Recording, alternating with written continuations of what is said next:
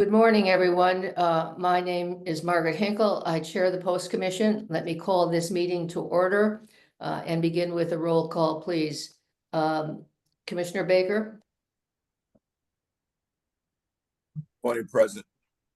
Commissioner Bluestone, I'm here. Good morning. Commissioner Calderon, I'm here. Good morning. Commissioner Hall, Good morning, present. Commissioner Kajrosian, Good morning, present. Commissioner Talley. Morning, President. Thank you. We have a quorum. And I think with that, again, I welcome the members of the public who are in attendance. Let me ask for a motion, please, from one of the commissioners to approve the minutes of the January 16th meeting. So moved. I'll Is there a second. second? Is there a second to that motion? Second. May ask for a vote, please, on that motion. Commissioner Baker, Okay. Commissioner Bluestone, Yes. Commissioner Calderon, Yes. Commissioner Hall, Yes. Commissioner Kajrosian, Yes. Commissioner Talley. Yes. Yeah, I am also a yes, so the minutes are unanimously approved. Next on the agenda is our Executive Director report. Enrique, please. Thank you, Madam Chair, and good morning, Commissioners. I will share my screen like I normally do to provide you with an update of the activities from last month and some of the initiatives we have going. I also want to mention that as a reminder to those in attendance, the Commission does not take public comment at its public meetings, but members of the public and the press and interested parties can contact us in one of the ways in the screen, our general mailbox, post-comments at mass.gov, our website, and our main number. There's also a Q&A function that we don't respond necessarily in real time, but if you have an email in that Q&A function, we can get back to you after the meeting. So on to my report. I will begin with an update on the ongoing effort to receive and manage complaints and incident reports that are due to post. I will focus on the compliance with timelines that agencies are required to abide by. Last November, I provided you with this kind of update, and my intent is to continue doing it perhaps on a quarterly basis to give you a sense of the progress or frankly the lack of progress in any given period. I will follow that update with a certification update and I will briefly summarize the topics. This has to do with the upcoming recertification of the largest group of individuals that we've certified in the past, that is people, veteran officers with last names A through H, whose certification expires in June 30th. I'll also be talking briefly about constables, and in both instances, I will let my colleagues Randy Ravitz and Matt Landry expound on each of those topics in items that are later in the agenda. I will conclude with my report with a finance and administrative update, as well as a budget update. I will also touch base on hiring and some of the recent hiring and the training that we do. So on to the substance of the report. Our staff continues to be quite busy receiving and reviewing information from agencies and complaints from the public. The principal intake channel for public complaints is our website, as denoted at the bottom of this slide. The actual form for submitting complaints is in policecomplaints.mass.gov, but that can also be accessed through our website, mapostcommission.gov. The main intake channel for reports from agencies is and continues to be our agency portal. To give you a sense of the workload, I'll mention that this January we received 148 public complaints plus 76 reports from agencies. This is an average of 56 reports per week. And it's broken down as 37 public complaints and 19 reports from agencies per week. These figures constitute an increase to the weekly averages that we saw towards the end of last year, which may or may not be may not signify a trend, but I note that it has been increasing since we started. Back in November of last year, I reported weekly averages around 30 public complaints and 10 incident reports from agencies. So as you can see, agency reports have increased more than the public complaints have, although both have seen an increase. In my view, it may be too early to tell whether these trends are an indication of anything that is statistically significant, but we'll continue to report to you some of these averages in the meetings ahead. I'll move on to report certain numbers regarding compliance. I want to report at different timeframes and track complaints and incident reports, how they're changing over time. As you can see in the slide, there has been some slight decrease in the number of agencies that owe us that have complaints that are overdue, and that is the requirement to complete the internal affairs investigation within 90 days of submitting the original complaint. I'll note that agencies can request an extension of that requirement, and in fact, many do, and we typically grant that request. The numbers in this report do not include those agencies or cases where there has been an extension that has been requested and granted. By the way, I will mention that we will be a little bit more stringent in granting those requests, especially when those timeframes begin to fall out of the normal timeframes that everybody else abides by. As you can see in this chart, although there is a slight decrease in the number of agencies that need to report these completions of the cases or the close out the complaints, that is from 14 agencies to 11, there's been a slight increase in the number of cases that are pending that have not been closed out, and that is 18 incidents, total complaints versus 24 in February. At a quick glance, it appears that the Boston PD accounts for the majority of that discrepancy, because they have at the moment 9 cases that they need to close or request an extension from post. This next slide shows the number of cases where the agency has closed the internal affairs investigation, but the discipline might be pending. It may be that the agency has imparted discipline, but they have not submitted the report to post or that information to post, or it could be that the discipline is indeed still pending for a variety of other reasons. There is a slightly positive trend from our perspective when it comes to these cases compared to November of last year, which is that there's slightly less agencies and less cases that are pending, which we again see as a positive trend. We have now 11 agencies with 45 disciplines pending, whereas November of last year saw 56 cases and 13 agencies. Boston continues to be a bit of an outlier, although there is good improvement compared to last time in their case. For reference, the state police, which is a slightly larger department than Boston, does not have any pending cases of discipline.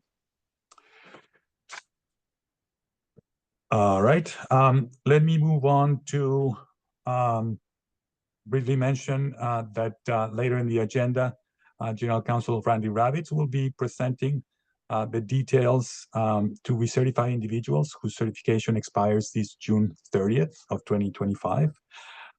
I have begun to refer to this plan as an expedited plan, but the point is that we will focus on any exceptions since the last time that an officer was certified.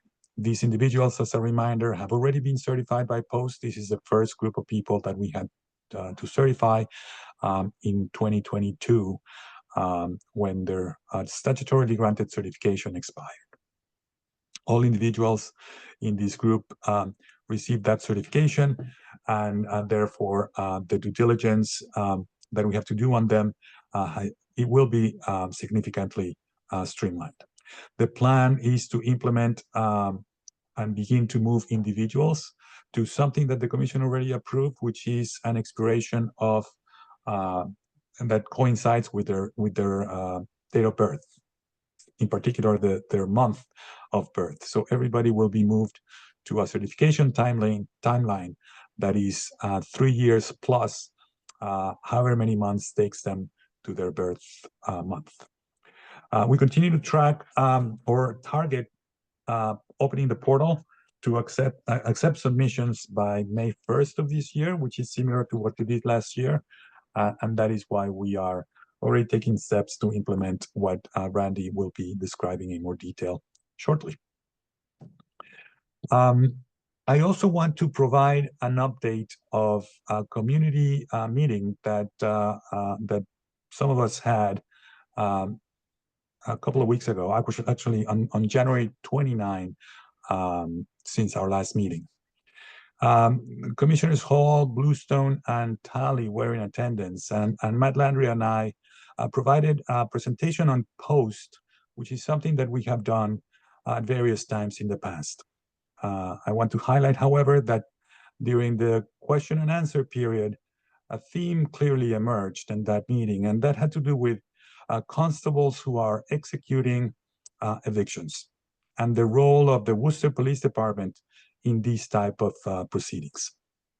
Since that meeting, Matt Landry has led the analysis and response to these complaints with the help of Randy Ravitz and others. So, but Matt will be providing you with an analysis, the legal analysis, and the steps that we have been taking as part of our discussion later in the agenda.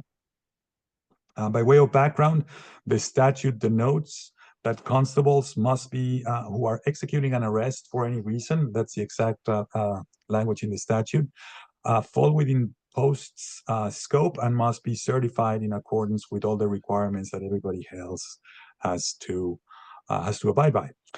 If not certified and executing an arrest, they are both deemed to be within post scope and in violation of the regulations. Currently, the status of constables is that nobody is currently certified.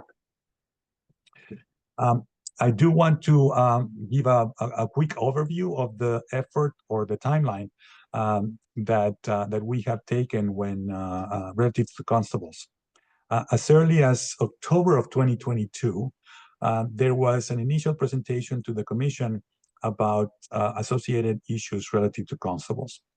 I will mention that prior to that date, we had multiple conversations with constables themselves, the NPTC, the Executive Office of Public Safety, and several other interested individual constables. In fact, I remember the first meeting we had at the constables. I attended it with our outside counsel, which meant that our Randy Ravitz had not even been onboarded. This goes back to October of 2021. It is first to say that one of the first principles around regulations that Randy had to tackle included the topic of constables. After a few months of those interactions, we presented what we thought were workable ways to address the issues that emerge out of the constables, and Randy presented different drafts on regulations beginning between November 2022 and April of 2023, and those efforts led to a public hearing about the proposed regulations on June 6th of 2023. At that hearing, there were a number of constables who attended and almost unanimously opposed the regulations. I will note that they voiced their opposition but did not offer any suggestions about any specific language that could have improved or clarified the directive in the statute that we see, which is that constables who execute arrests should be trained, certified, and held to the same standards that all officers are held to. So given that feedback, we decided to take out certain language that specifically addressed constables from the regulations and kept most of the regulations that deal with self-sponsoring individuals. We issued guidance to constables and law enforcement agencies about those activities, and that guidance has been in effect, and as well as the regulations, since September of 2023. So back to the recent meeting in Worcester, we offered to have a subsequent community listening session there in the near future. But I will note that since then, Matt and I have conferred with Chief Saucier of the Worcester PD, and we have reached out to the Chief Justice of the Housing Court. Although they have acknowledged receipt of those communications, they have yet to respond to our letter, and we will be providing commissioners with an update as soon as we can have it. In the meantime, we're preparing to request of police departments basic information around constables in their jurisdiction. As it happens, another set of regulations, the regulations 555 CMR 12, the ones that deal with auditing and maintenance of records, do require that police departments maintain certain information around constables. One objective of requesting and collecting that information is to maintain a database on constables and begin collecting complaints about those individuals, if any are submitted to us. Lastly, we'll begin exploring mechanisms to enforce constables are abiding by the guidance and certification requirements if they continue serving those evictions the way that has been described to us. Again, Matt Landry will be presenting a memo. We'll be presenting, overviewing, giving you an overview of the memo that he prepared and included in the packet here too. On to a brief budget update. 2025 we continue to make expenditures around 2025. Eric Ravitz Pradas is responding to what constitutes the mid-year review that we exercise with the people at administration and finance. At the moment, we are focusing on the potential to reverse or to make reversions or around $600,000, but we will be coming back to you with the customary treasurer's report at a subsequent meeting. At the same time, we have begun to do the what's called the fiscal year 26 budget development.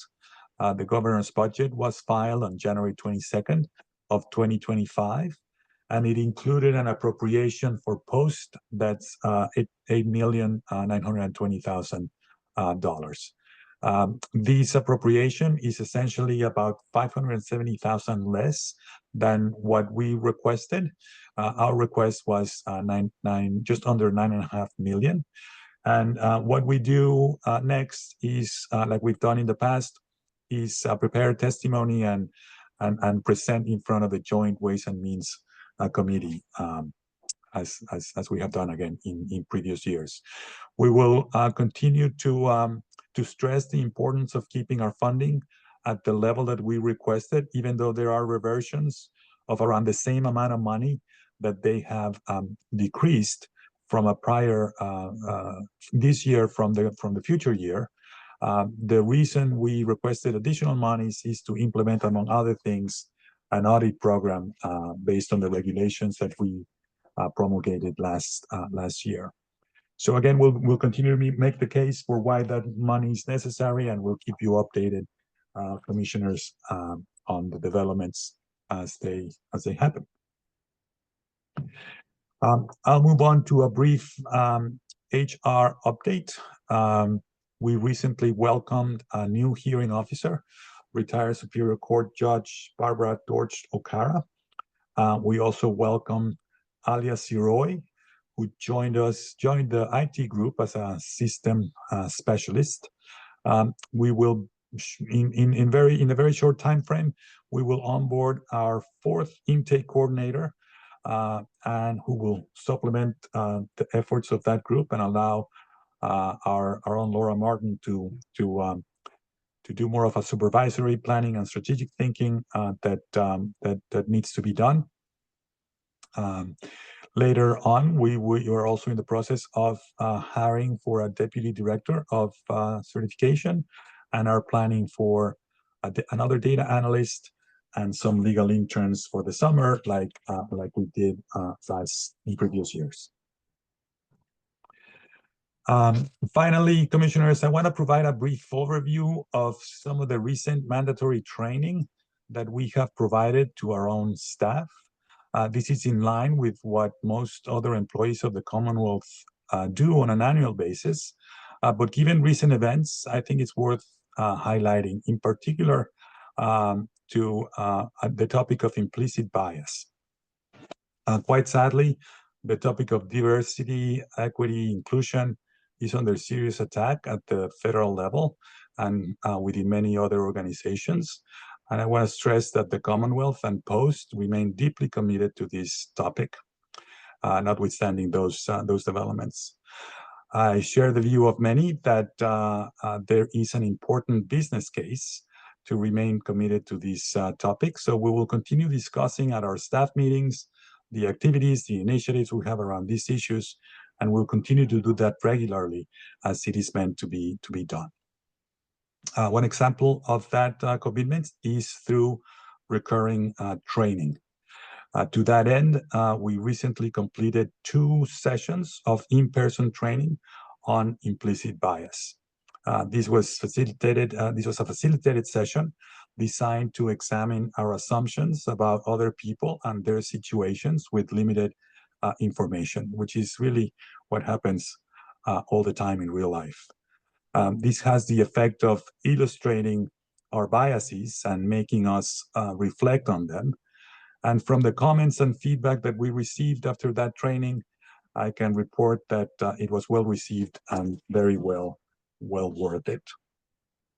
Other training includes diversity, domestic violence and sexual assault awareness, preventing violence in the workplace, and awareness about disability for employees. The training is in addition to required training that Post staff periodically takes, like the ethics training, the open meeting law, and of course, very importantly, cybersecurity. There is an obvious connection between implicit bias and Post itself. It should not be lost on anyone that Post was created as a direct result of the events of 2020. And by the way, Massachusetts was not the only state that saw reforms in policing. Indeed, there were a lot of other efforts around the country to reform policing after the murder of George Floyd, a tragic set of events that, in my view, were tragically rooted in the biases and beliefs that one officer had towards a person that he saw differently.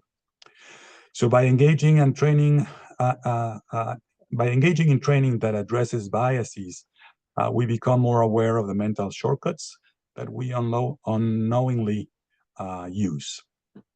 Measured, rational decision-making lead to better outcomes. So groups with a diversity of backgrounds and viewpoints make better decisions. And because we expect of officers to act in that way, we must also expect that of ourselves. With that, let me stop here and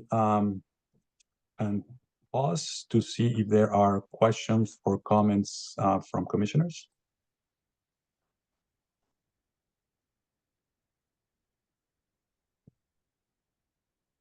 Commissioner Bluestone? Yeah, hi.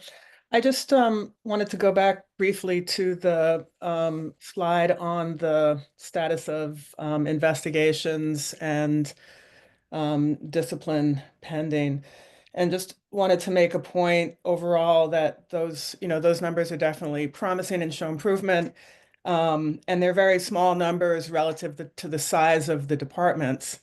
But what does concern me is that if you look at the investigations that are still pending, as well as the disciplinary processes that are still pending, Boston really starts to approach a very significant number compared to other departments. And I just wanted to point that out and sort of ask what the thought is about that particular department. Yeah, thank you, Commissioner. It does, Boston does stand out in the amount of time, cases overall, and that are pending. We've had discussions with the commissioner himself and his and the people that that help him do this, the internal affairs unit, etc. In their case, the commissioner actually reviews every single case that that is slated to be after the investigation is done and before the discipline is imparted. In my humble opinion, that that happens to be a big burden on the commissioner, but that's how he prefers it.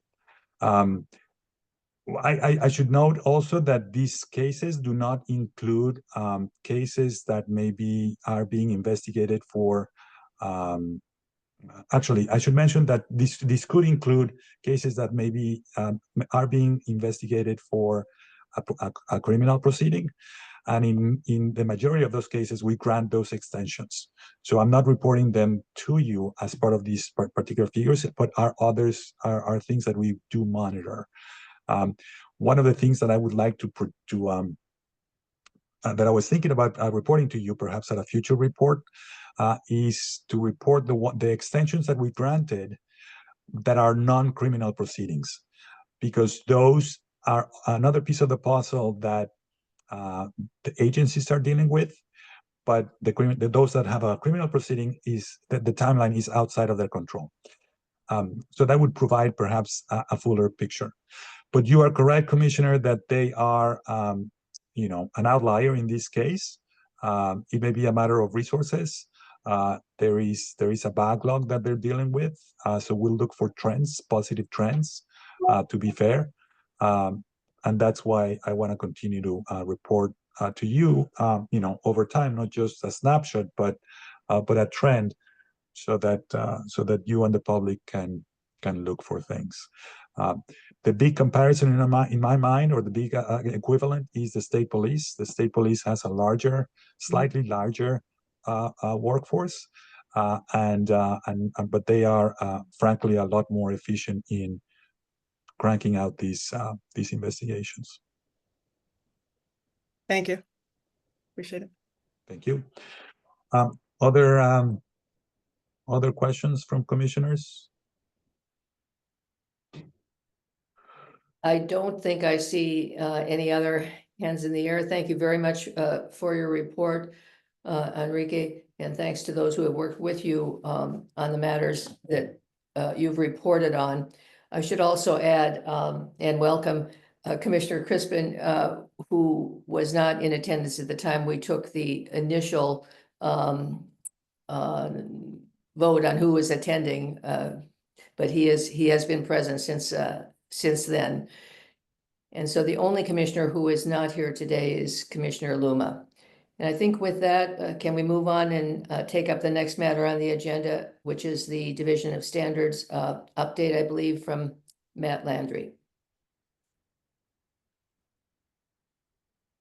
Good morning. Thank you, Madam Chair. Good morning, Commissioners. I won't repeat what the Executive Director said earlier, but I would like to briefly summarize the memo that's in your packet this morning. As Enrique said, he and I went to Worcester a few weeks ago and had the opportunity to meet with members of the community, and they expressed concern and substantiated with documents that that constables have been acting as special process servers, you know, pursuant to orders issued by the housing court. And the concern is that the constables are exercising police duties and functions without being certified by posts, basically. We looked into those complaints and found that the concerns are generally well-founded. That there is duties of a special process server that envision that that the person that's in that role will physically remove an unwilling person from that property if they don't leave voluntarily. And so there is a, pursuant to the summary process statute, there is a letter that the constable would be required to send to the defendant 48 hours in advance, basically warning that they will remove that person if they don't leave. And then, obviously that envisions, potentially carrying that act out in practice at the time of the eviction. It's for the reasons set forth in the memo, the commission's regulations define the term arrest in a way that clearly encompasses this conduct.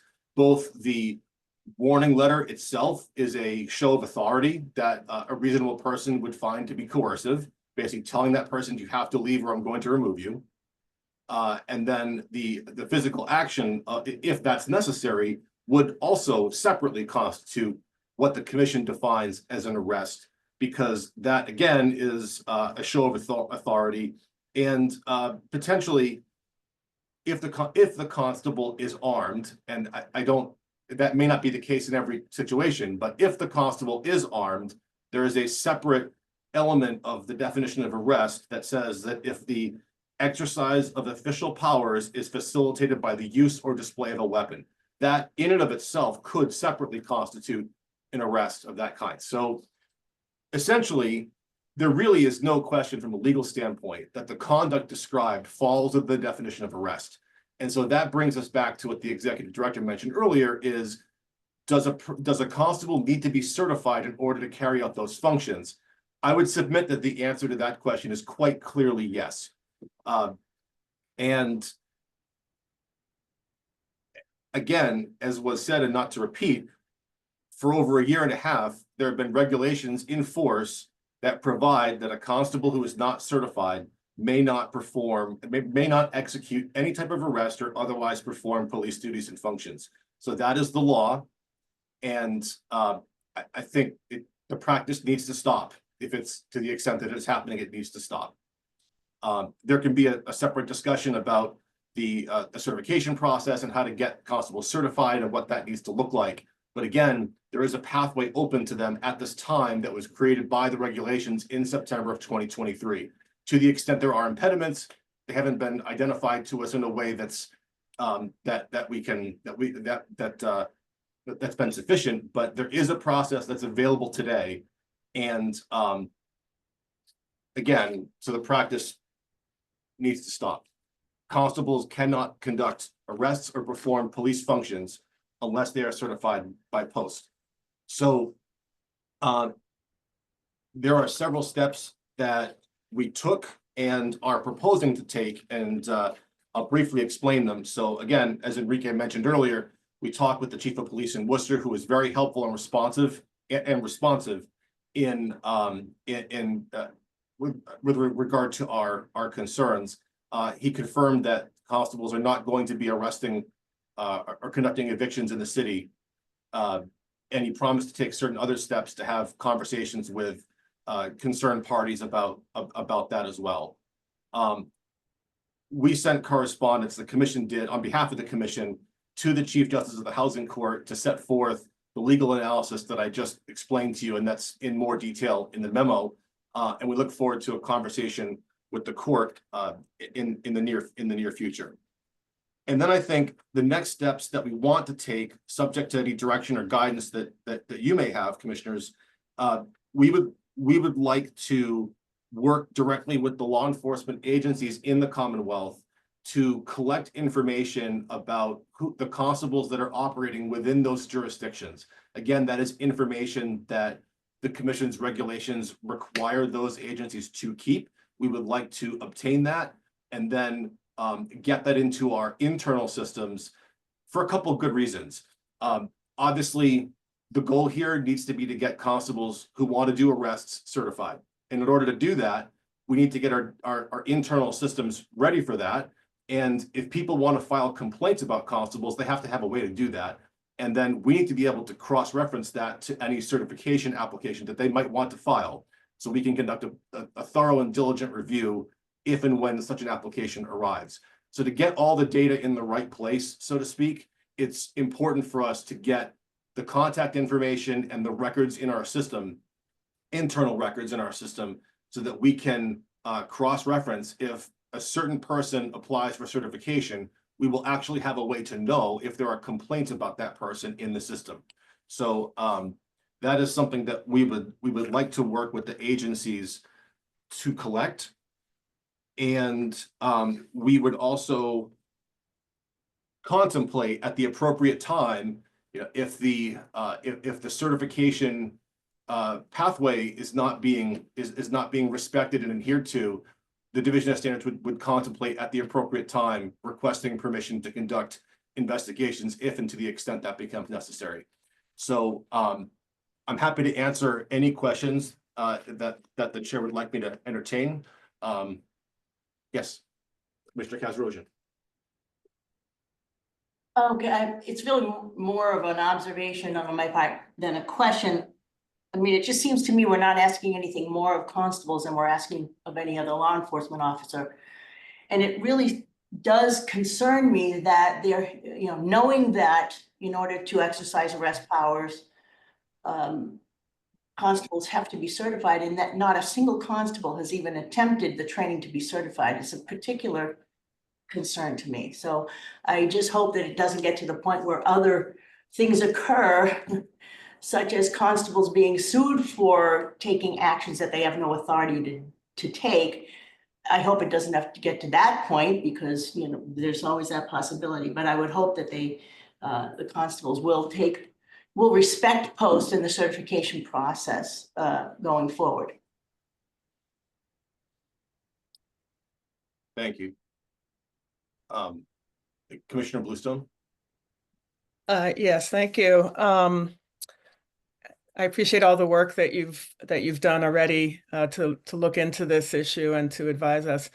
As I recall in the conversation that we had in Worcester, one of the concerns that was raised was that there was some situations apparently where constables were going in to evict an individual accompanied by police.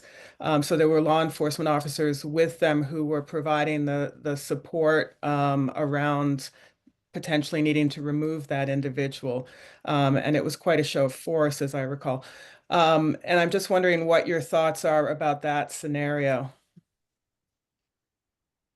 Well, I think first and foremost, the constable that was acting as the special process server was likely violating the commission's regulations that required that person be certified.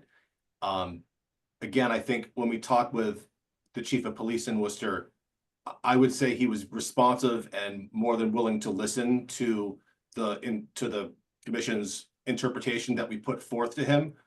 He didn't challenge it at all, and he understood where we were coming from. So I think looking forward, I wouldn't expect that you would see that kind of fact pattern happen. But this does speak to perhaps the need to sort of remind people and reiterate the importance of the documents that the commission issued, you know, over a year and a half ago. I mean, these regulations went into effect in September 2023. They're unambiguously provide that the constable can't perform these functions without being certified. And I think the commission went so far as to issue guidance that separately reinforces what that means, you know, in a plain English perspective. Those documents are out there in public, and they have been for some time. I think it's important that we sort of educate and reinforce the importance of those documents to the agencies themselves, and then to the constables, and then, you know, the public at large as well. Commissioner Crispin. Yes, just real briefly, I know during this hearing, it seems to me like the definition of arrest has been expanded a little bit in terms of escorting people out, just based on some of the stuff I know and some of the stuff I've looked at. So I'm trying to figure out, is this something that may require legislative action in terms of what a constable may be required to do in order to serve as a constable? And did you find any instances where people were taken into custody physically, handcuffed and removed and possibly brought to court during that hearing?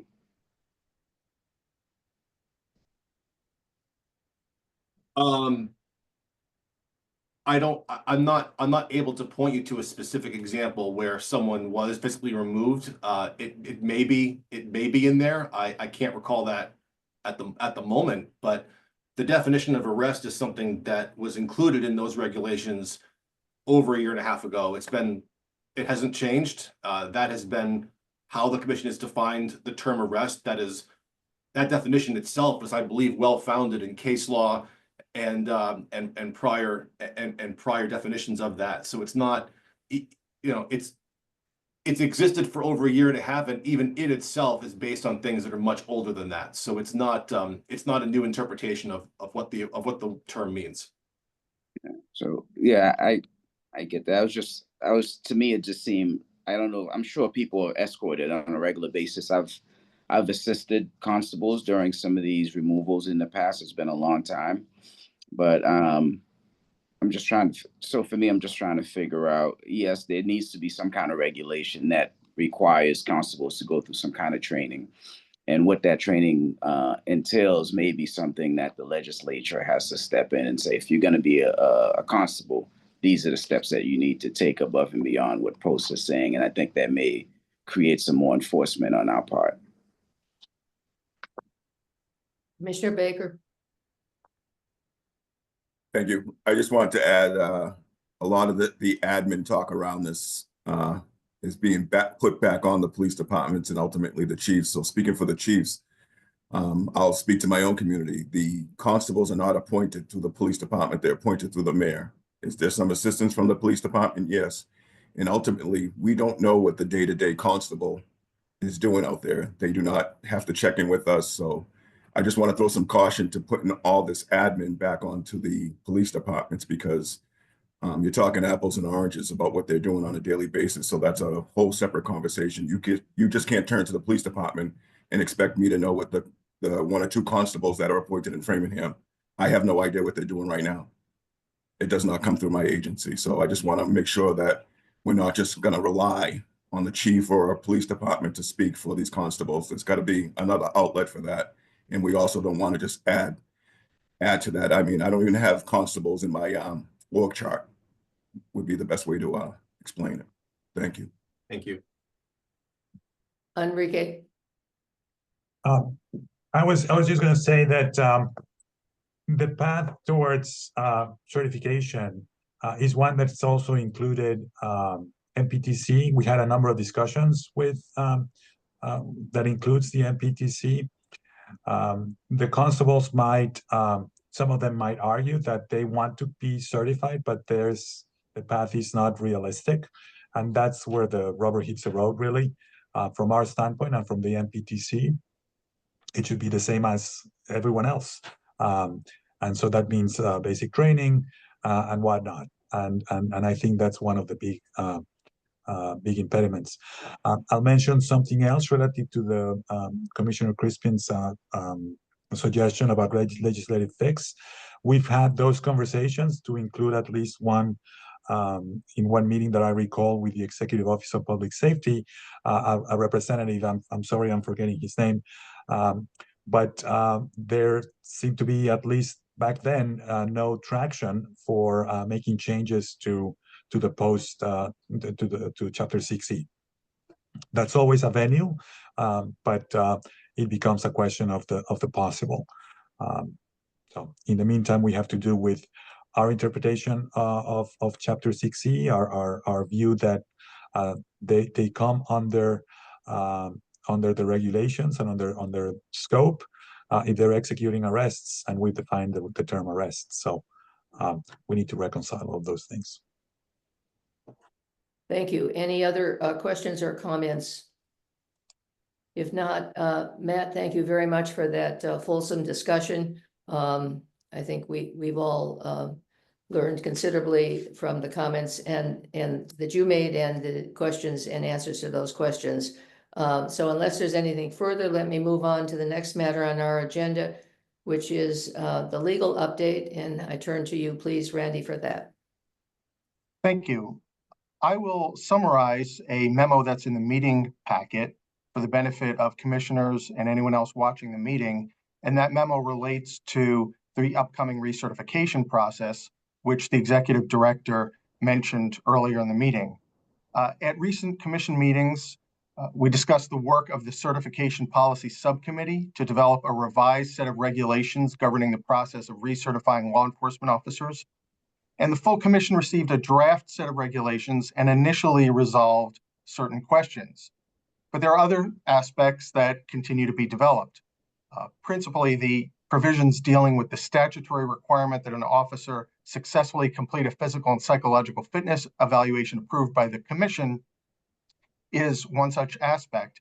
And as discussed, the commission sent out surveys on this topic and the larger issue of officer wellness to heads of law enforcement agencies and heads of law enforcement unions. And you've heard a presentation on the results that were received from the law enforcement agency heads. Now, as to the unions, we have heard from the Boston Police Patrolmen's Association, the Cambridge Police Patrol Officers Association, the Canton Police Association, the Massachusetts Coalition of Police, Local 340, the Massachusetts Police Association, the New England Police Benevolent Association, the Taunton Police Supervisors, Local 338, and one anonymous respondent. And we want to thank those respondents very much for their participation. Their feedback was very helpful. We would love to hear from more organizations, and we've extended the requested response date to Friday, February 21st. We'll continue accepting responses even after that date, whether from labor organizations or law enforcement agencies. But the sooner that we receive responses, the better we will be able to incorporate the responses into any future presentations and policy development. And we also look forward to continuing the process of addressing that requirement and other provisions of the proposed revised regulations, working closely with representatives of the Municipal Police Training Committee and taking into account feedback from stakeholders within and outside of the law enforcement community and members of the Post Commission, both at the commissioner level, the staff level, and anyone else from the public that we hear from, and then returning to the commission with another draft set of revised regulations. In the meantime, the recertification process continues to be governed by the current set of recertification regulations that are found at 555 CMR 7. And with the benefit of experience, the staff has some ideas for how to implement those regulations efficiently with the group of officers who will be coming up for recertification in July of this year. One idea that the executive director noted earlier was presented to and approved by the commission at a prior public meeting. And that idea was for the certification team to shift officers' expiration dates so that they coincide with their birth months, which will allow the processing of applications to be staggered throughout the year and promote administrative convenience. And in addition to that, the certification team should be able to presume that most of the recertification requirements remain satisfied, so unless it's received credible evidence to the contrary. And that's because this group of officers has gone through the certification process once before, and because of how the various requirements are to be evaluated under the current version of the regulations. So those requirements include attaining age 21, completing high school or a GED, completing basic training, completing a physical and psychological fitness evaluation, passing a background check, passing an examination, completing an oral interview, not being convicted of a felony, not being listed in the National Decertification Index, and not being one who would have been decertified previously. And again, how these are evaluated could change under any revised regulations, but the presumption I mentioned is fitting under the current regulations. That leaves a few additional matters for the certification team to address in the process. First, the certification team would determine whether an officer continues to satisfy the statutory requirement of possessing current first aid and CPR certificates or the equivalent. Second, the team would determine whether an officer continues to satisfy the statutory requirement of being of good moral character and fit for employment in law enforcement, as determined by the commission. And as to that requirement, the staff's plan is to have employing agencies attest that the officer possesses or does not possess such character and fitness and provide the reasons for any attestation that the officer does not possess such character and fitness, and also attest that since the officer's last certification, the agency has submitted to the commission all reports regarding the officer that were required to be submitted by statute and regulation. which would effectively require the agency to first provide the commission with any information that it was required to report, but did not provide previously. And that will provide a way to focus on exceptions, as the executive director mentioned earlier. Third, the team plans to continue issuing a conditional recertification to an officer who has not satisfied in-service training requirements. That's, of course, assuming the officer is not otherwise disqualified from recertification altogether. And that would ordinarily give an officer 90 days to satisfy the requirements. Of course, all the provisions giving officers the ability to challenge attestations and findings remain in place. So once again, we look forward to continuing the work and discussion on the recertification process, and I can entertain any questions or comments if the chair would like.